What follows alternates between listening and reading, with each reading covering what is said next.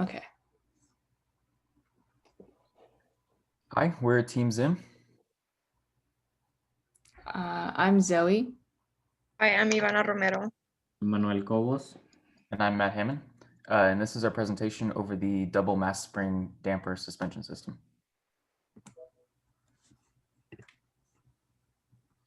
So a little bit of background on the project.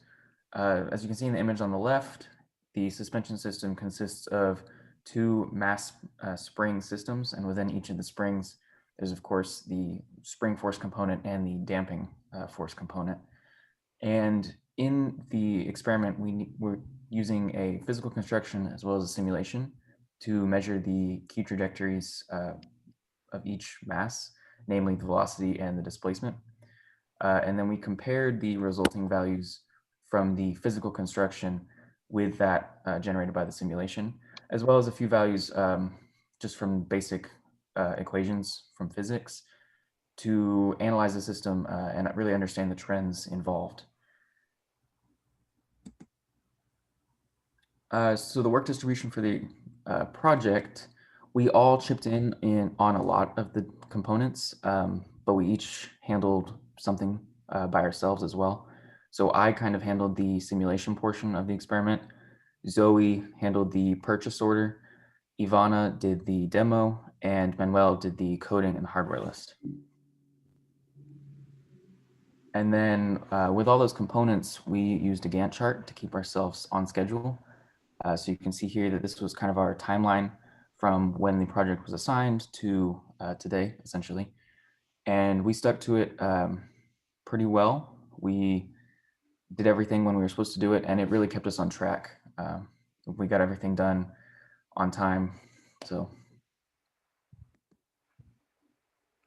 next, we start hardware list.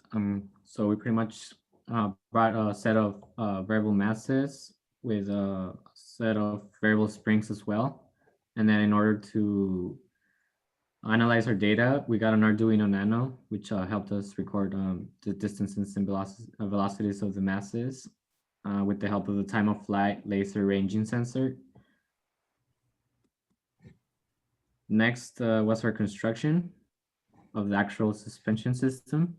We pretty much started with this frame, which is made out of 4 wooden rods cut at the same length, and then this rectangular box as the top of the suspension system. This created a table-like structure, as you can see in the picture here. Then next, we attached 4 springs with a spring constant of 0.216 newtons per millimeter. And then to these springs, we attached this wooden box in order to hold our first mass, which was 500 grams. And this was the first part.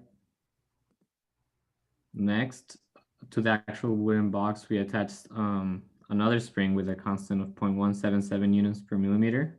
And to this spring, we attached another mass of 50 grams, completing all our system. And as you can see in the picture, we also attached some white strings, which helped us pull the whole system to a starting position in order to release the whole system and watch its motion. So now what you see on this slide is the data acquired from the time of flight sensor. So the sensor recorded the distance in relation from the object which the sensor was on to the ground. So the Arduino Nano recorded the position of the sensor every 100 milliseconds. And as you can see, we have test 1, test 2, and test 3. And we basically did 3 separate tests for each mass. So we have position of mass 1 and millimeters, position of mass 2, 3 separate times. And then again, on this slide, we did velocity calculations from our data acquired from the Arduino Nano.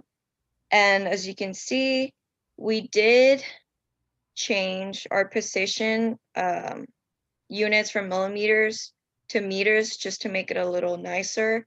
So we do have velocity in meters per second instead of millimeters per second. But as you can see, we also did 3 different test runs. So we have test 1 of mass 1, test 1 of mass 2, and then so on and so forth.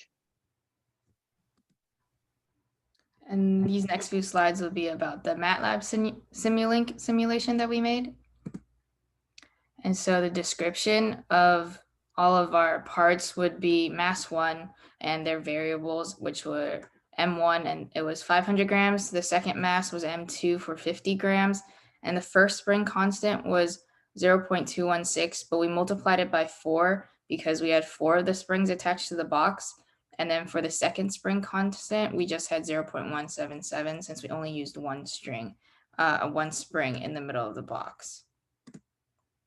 And so this was our MATLAB Simulink simulation. And so you can see that we put the step inputs as well as each of the masses that we used and the springs.